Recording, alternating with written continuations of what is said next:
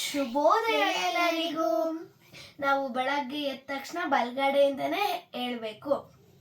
ನಾವಿಬ್ರು ಇವಾಗ ಬೆಳಗ್ಗೆ ಎದ್ದ ತಕ್ಷಣ ಏನೇನು ಶ್ಲೋಕ ಹೇಳಬೇಕು ಅಂತ ಹೇಳ್ತಾ ಇದ್ದೀವಿ.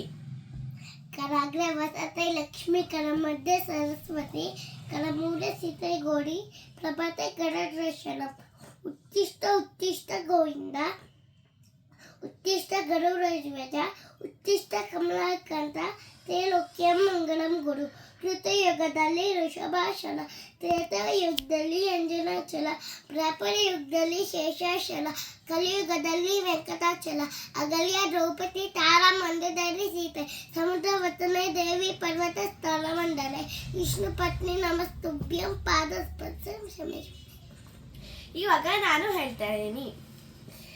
ಕರಾಗ್ರೆ ವಸತೆ ಲಕ್ಷ್ಮಿ ಕರಮಧ್ಯೆ ಸರಸ್ವತಿ ಕರಮೂಲೆ ಸೀತೆ ಗೌರಿ ಪ್ರಭಾತೆ ಕರದರ್ಶನಂ ಉತ್ತಿಷ್ಟ ಉತ್ತಿಷ್ಟ ಗೋವಿಂದ ಉತ್ತಿಷ್ಟ ಗರುಡಧ್ವಜ ಉತ್ತಿಷ್ಟ ಕಮಲಾಕಾಂತ ತ್ರೈಲೋಕ್ಯ ಮಂಗಳಂ ಗುರು.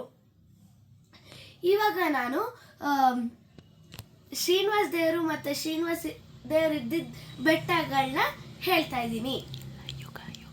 ಯುಗದಲ್ಲಿ ಇರೋ ಬೆಟ್ಟನ ಹೇಳ್ತಾ ಇದ್ದೀನಿ. ಕೃತಯುಗದಲ್ಲಿ ಋಷಭಾಚಲ, ತ್ರೇತಾಯುಗದಲ್ಲಿ ಅಂಜನಾಚಲ, ದ್ವಾಪರ ಯುಗದಲ್ಲಿ ಶೇಷಾಚಲ, ಕಲಿಯುಗದಲ್ಲಿ ವೆಂಕಟಾಚಲ. ಇವಾಗ ನಾನು ಪಂಚಪತಿವ್ರತೆಯ ಹೆಸರು ಹೇಳ್ತಾ ಇದ್ದೀನಿ. ಅಹಲ್ಯ ದ್ರೌಪದಿ ತಾರ ಮಂಡದಲ್ಲಿ ಸೀತೆ.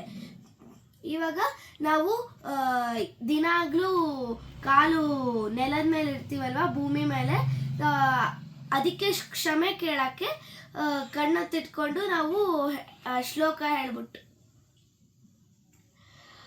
ಸಮುದ್ರ ವಸನೆ ದೇವಿ ಪರ್ವತಸ್ಥಳ ಮಂಡಲೆ ವಿಷ್ಣುಪತಿ ನಮಸ್ತುಭ್ಯಂ ಪಾದಸ್ಪರ್ಶಂ ಶಮಸ್ವಮೆ ಹಿಂಗೇಳಿ ಭೂತಾಯಿನ ಕಣ್ಣೊತ್ತಿಟ್ಕೋಬೇಕು.